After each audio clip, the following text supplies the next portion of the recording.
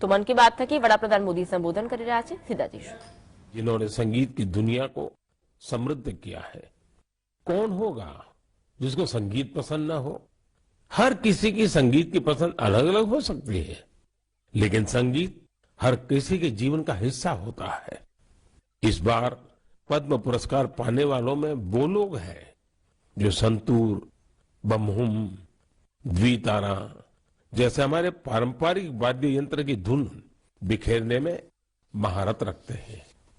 गुलाम मोहम्मद जाज, मोआ सुपाऊ, सिंहबोर कुरकालाऊ, मुनि वेंकटप्पा और मंगल कांति राय, ऐसे कितने ही नाम हैं जिनकी चारों तरफ चर्चा हो रही है। साथियों, पद्म पुरस्कार पाने वाले अनेक लोग हमारे बीच के वो साथी हैं जिन्होंने हमेशा देश को सर्वोपरि रखा, राष्ट्र प्रथम के सिद्धांत के लिए अपना जीवन समर्पित कर दिया। वो सेवा भाव से अपने काम में लगे रहे और इसके लिए उन्हें कभी किसी पुरस्कार की आशा नहीं की। वो जिनके लिए काम कर रहे हैं उनके चेहरे का संतोष ही उनके लिए सबसे बड़ा अवार्ड है। ऐसे समर्पित लोगों को सम्मानित करके हम देशवासियों का गौरव बढ़ा है।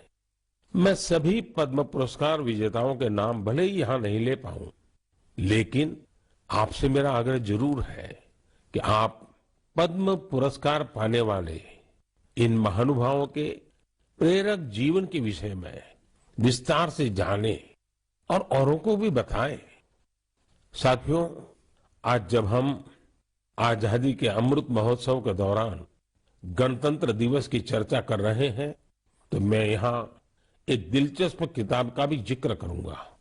कुछ हफ्ते पहले ही मुझे मिली इस बुक में एक बहुत ही इंटरेस्टिंग सब्जेक्ट पर चर्चा की गई है।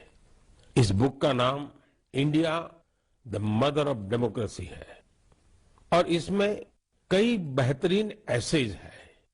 भारत दुनिया का सबसे बड़ा लोकतंत्र है और हम भारतीयों को इस बात का गर्व भी है कि हमारा देश मदर ऑफ डेमोक्रेसी भी है। लोकतंत्र हमारी रगों में है, हमारी संस्कृति में है। सदियों से यह हमारे कामकाज का भी एक अभिन्न हिस्सा रहा है। स्वभाव से हम एक डेमोक्रेटिक सोसाइटी है। डॉक्टर अंबेडकर ने बौद्ध भिक्षु संघ की तुलना भारतीय संसद से की थी। उन्होंने उसे एक ऐसी संस्था बताया था जहां मोशंस, रिजोल्यूशंस, कोरम, वोटिंग और वोटों की गिनती के लिए कई नियम थे। बाबा साहब का मानना था कि भगवान बुद्ध को इसकी प्रेरणा उस समय की राजनीतिक व्यवस्थाओं से मिली होगी। तमिलनाडु में एक छोटा लेकिन चर्चित गांव है उतिर मेरूर। यहाँ 1100-1200 साल पहले का एक शिलालेख दुनिया भर को अचंभित करता है। यह शिलालेख एक मिनी कॉन्स्टिट्यूशन की तरह है।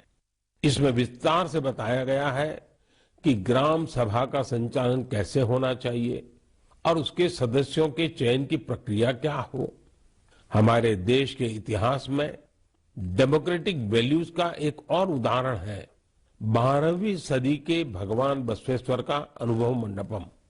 यहाँ फ्री डिबेट और डिस्कशन को प्रोत्साहन दिया जाता था। आपको ये जानकर हैरानी होगी, यह माग्ना कार्टा से भी पहले की बात है। वारंगल के काकीय वंश के राजाओं की गणतांत्रिक परंपराएं भी बहुत प्रसिद्ध थी। भक्ति आंदोलन ने पश्चिमी भारत में लोकतंत्र की संस्कृति को आगे बढ़ाया।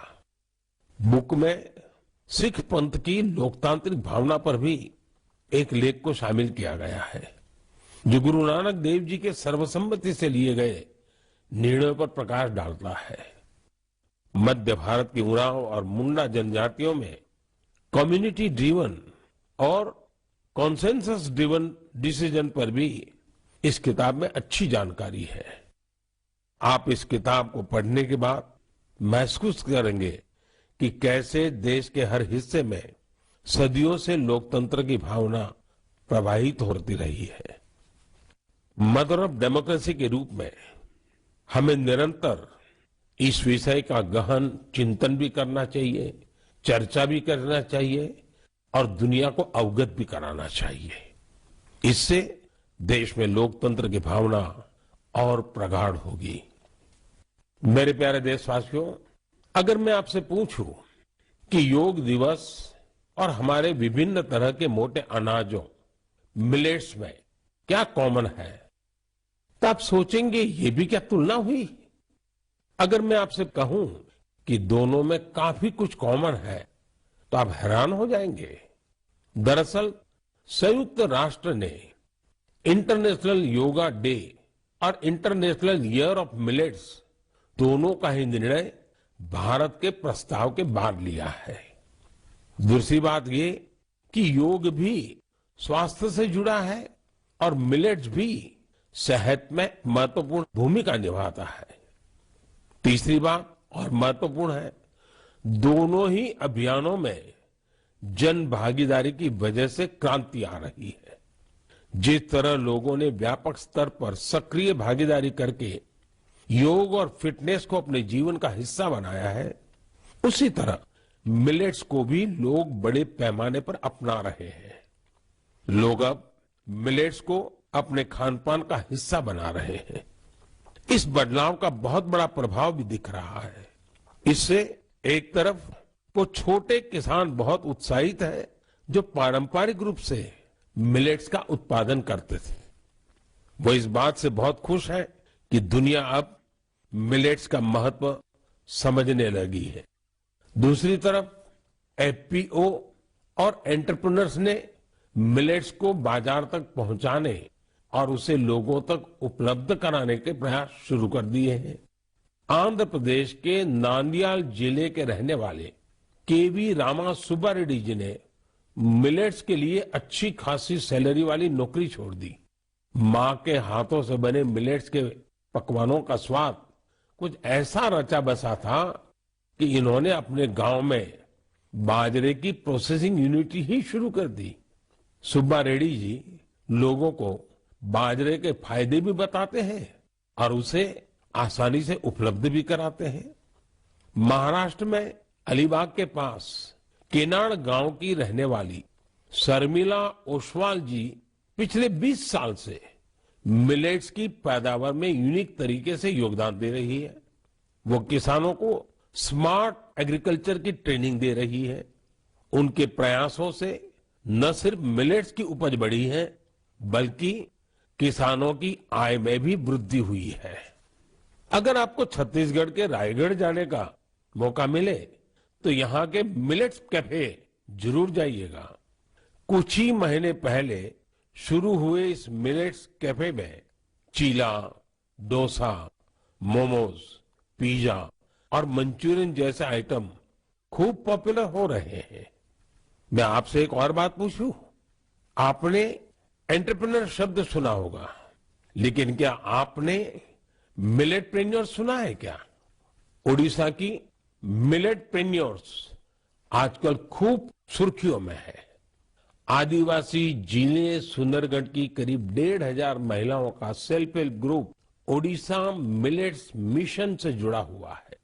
यहाँ महिलाएं मिलेट से कुकीज, रसगुल्ला, गुलाब जामुन और केक तक बना रही है। बाजार में इनकी खूब डिमांड होने से महिलाओं की आमदनी भी बढ़ रही है। कर्नाटका के कलबुर्गी में Aland Bhutai millets farmers producer company ने पिछले साल Indian institute of millets research की देखरेख में काम शुरू किया। यहाँ के खाकरा, बिस्कुट और लड्डू लोगों को भा रहे हैं। कर्नाटका के ही बीदर जिले में हुलसूर मिलेट प्रोड्यूसर कंपनी से जुड़ी महिलाएं मिलेट्स की खेती के साथ ही उसका आटा भी तैयार कर रही है। इससे इसकी कमाई भी काफी बढ़ रही है।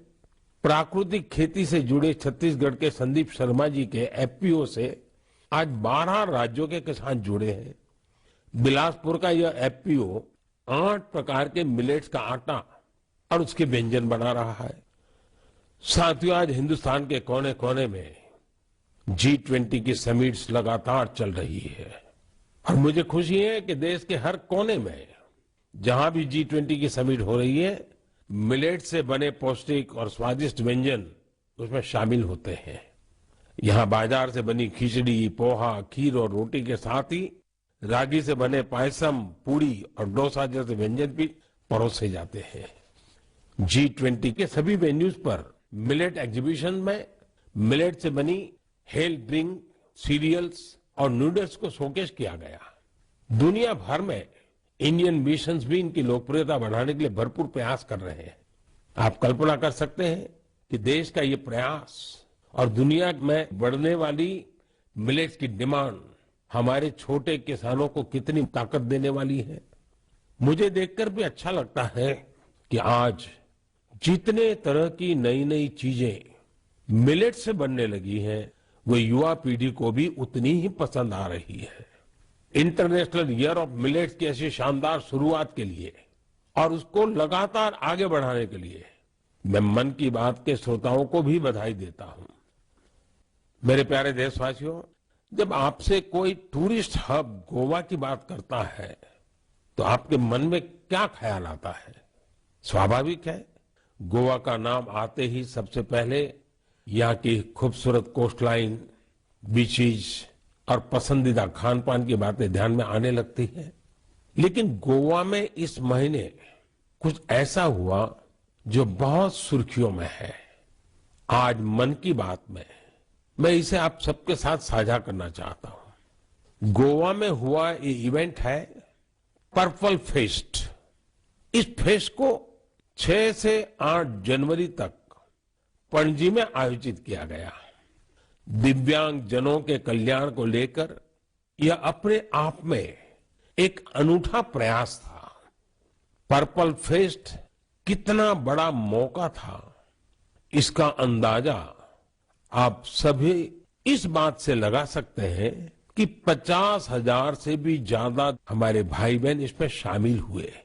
यहां आए लोग इस बात को लेकर रोमांचित थे कि वो अब मिरामार बीच घूमने का भरपूर आनंद उठा सकते हैं। दरअसल मिरामार बीच हमारे दिव्यांग भाई बहनों के लिए गोवा के एक्सेसिबल बीचेज में से एक बन गया है। यहां पर cricket tournament, table tennis tournament, marathon competition के साथ ही एक डीप ब्लाइंड कन्वेंशन भी आयोजित किया गया। यहां यूनिक बर्ड वॉचिंग प्रोग्राम के अलावा एक फिल्म भी दिखाई गई। इसके लिए विशेष इंतजाम किए गए थे ताकि हमारे सभी दिव्यांग भाई बहन और बच्चे इसका पूरा आनंद ले सके। पर्पल फेस्ट की एक खास बात, इसमें देश के प्राइवेट सेक्टर की भागीदारी भी रही। उनकी ओर से ऐसे प्रोडक्ट्स को शोकेस किया गया जो दिव्यांग फ्रेंडली है। इस फेस्ट में दिव्यांग कल्याण के प्रति जागरूकता बढ़ाने के अनेक प्रयास देखे गए। पर्पल फेस्ट को सफल बनाने के लिए मैं इसमें हिस्सा लेने वाले सभी लोगों को बधाई देता हूं। इसके साथ ही उन वॉलंटियर्स का भी अभिनंदन करता हूं जिन्होंने इसे ऑर्गेनाइज करने के लिए रात दिन एक कर दिए। मुझे पूरा विश्वास है कि एक्सेसिबल इंडिया के हमारे विजन को साकार करने में इस प्रकार के अभियान बहुत ही कारगर साबित होंगे। मेरे प्यारे देशवासियों, अब मन की बात में मैं एक ऐसे विषय पर बात करूंगा जिसमें आपको आनंद भी आएगा, गर्व भी होगा और मन कह उठेगा, वाह भाई वाह, दिल खुश हो गया। देश के सबसे पुराने साइंस इंस्टीट्यूशंस में से एक बेंगलुरु का इंडियन इंस्टीट्यूट ऑफ साइंस यानी IISc एक शानदार मिसाल पेश कर रहा है। मन की बात में मैं पहले इसकी चर्चा कर चुका हूं कि कैसे इस संस्थान की स्थापना के पीछे भारत की 2 महान विभूतियां जमशेदजी टाटा और स्वामी विवेकानंद की प्रेरणा रही है।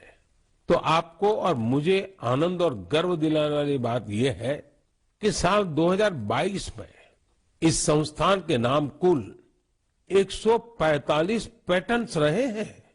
इसका मतलब है हर 5 दिन में 2 पेटेंट्स। ये रिकॉर्ड अपने आप में अद्भुत है।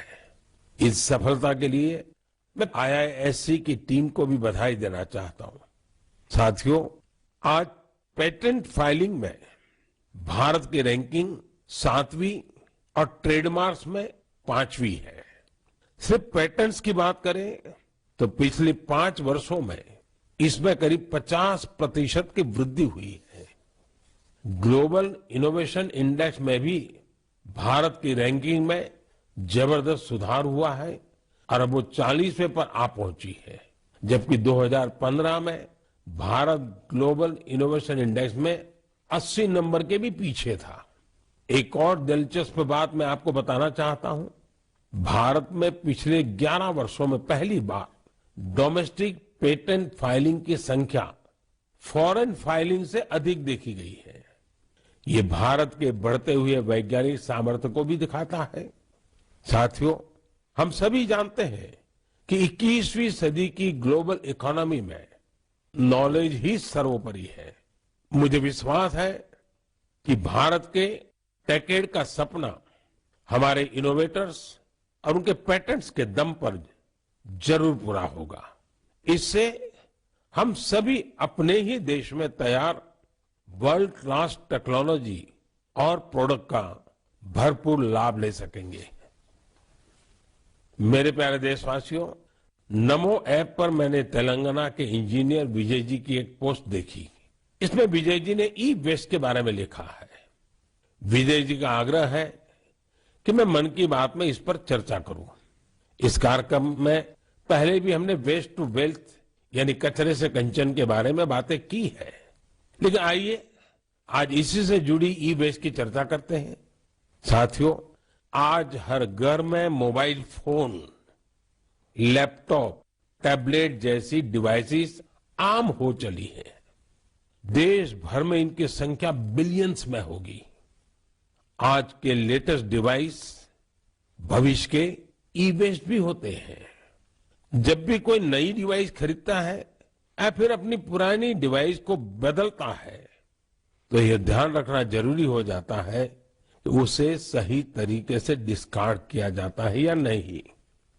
अगर ई वेस्ट को ठीक से डिस्पोज नहीं किया गया तो यह हमारे पर्यावरण को भी नुकसान पहुंचा सकता है। लेकिन अगर सावधानी पूर्वक ऐसा किया जाता है तो ये रिसाइकल और रीयूज की सर्कुलर इकोनॉमी की बहुत बड़ी ताकत बन सकता है। संयुक्त राष्ट्र की एक रिपोर्ट में बताया गया था कि हर साल 50 मिलियन टन ई वेस्ट फेंका जा रहा है। आप अंदाजा लगा सकते हैं कि कितना होता है। मानव इतिहास में जितने कमर्शियल प्लेन बने हैं उन सभी का वजन मिला दिया जाए तो भी जितना ई वेस्ट निकल रहा है उसके बराबर नहीं होगा। ये ऐसा है जैसे हर सेकंड 800 लैपटॉप फेंक दिए जा रहे हो। आप जानकर चौंक जाएंगे कि अलग अलग प्रोसेस के जरिए इस ई वेस्ट से करीब 17 प्रकार के प्रेशियस मेटल्स निकाले जा सकते हैं। इसमें गोल्ड, सिल्वर, कॉपर और निकल शामिल है। इसलिए ई वेस्ट का सदुपयोग करना कचरे को कंचन बनाने से कम नहीं है। आज ऐसे स्टार्टअप्स की कमी नहीं जो इस दिशा में इनोवेट काम कर रहे हैं। आज करीब 500 ई वेस्ट रिसाइकलर्स इस क्षेत्र से जुड़े हैं और बहुत सारे नए उद्यमियों को भी इससे जोड़ा जा रहा है। इस सेक्टर ने हजारों लोगों को सीधे तौर पर रोजगार भी दिया है। बेंगलुरु की ई परिसरा ऐसे ही एक प्रयास में जुटी है। इसने प्रिंटेड सर्किट बोर्ड्स की कीमती धातुओं को अलग करके ही स्वदेशी टेक्नोलॉजी विकसित की है। इसी तरह मुंबई में काम कर रही इकोरिको ने मोबाइल ऐप से ई वेस्ट को कलेक्ट करने का सिस्टम तैयार किया है। उत्तराखंड के रुड़की की एटेरो रिसाइकलिंग ने तो इस क्षेत्र में दुनिया भर में कई पेटेंट्स हासिल किए हैं। इसने भी खुद की ई वेस्ट रिसाइकल टेक्नोलॉजी तैयार कर काफी नाम कमाया है। भोपाल में मोबाइल ऐप और वेबसाइट कबाड़ीवाला के जरिए टनों ई वेस्ट एकत्र किया जा रहा है। इस तरह के कई उदाहरण हैं। ये सभी भारत को ग्लोबल रिसाइकलिंग हब बनाने में मदद कर रहे हैं। लेकिन ऐसे इनिशिएटिव की सफलता के लिए एक जरूरी शर्त भी है। वो ये है कि ई वेस्ट के निपटारे से सुरक्षित उपयोगी तरीकों के बारे में लोगों को जागरूक करते रहना होगा। ई वेस्ट के क्षेत्र में काम करने वाले बताते हैं कि अभी हर साल सिर्फ 15-17% ई वेस्ट को ही रिसाइकल किया जा रहा है। मेरे प्यारे देशवासियों, आज पूरी दुनिया में क्लाइमेट चेंज और बायोडायवर्सिटी के संरक्षण की बहुत चर्चा होती है। इस दिशा में भारत के ठोस प्रयासों के बारे में हम लगातार बात करते रहे हैं। भारत ने अपने वेटलैंड्स के लिए जो काम किया है वो जानकर आपको भी बहुत अच्छा लगेगा। कुछ श्रोता सोच रहे होंगे कि वेटलैंड्स क्या होता है। वेटलैंड साइट्स यानी वो स्थान जहां दलदली मिट्टी जैसी जमीन पर साल भर पानी जमा रहता है। कुछ दिन बाद 2 फरवरी को ही वर्ल्ड वेटलैंड्स डे है। हमारी धरती के अस्तित्व के लिए वेटलैंड्स बहुत जरूरी है, क्योंकि इन पर कई सारे पक्षी, जीव, जंतु निर्भर करते हैं। ये बायोडायवर्सिटी को समृद्ध करने के साथ फ्लड कंट्रोल और ग्राउंड वाटर रिचार्ज को भी सुनिश्चित करते हैं। आप में से बहुत लोग जानते होंगे, रामसर साइट्स ऐसे वेटलैंड्स होते हैं जो इंटरनेशनल इंपॉर्टेंस के हैं।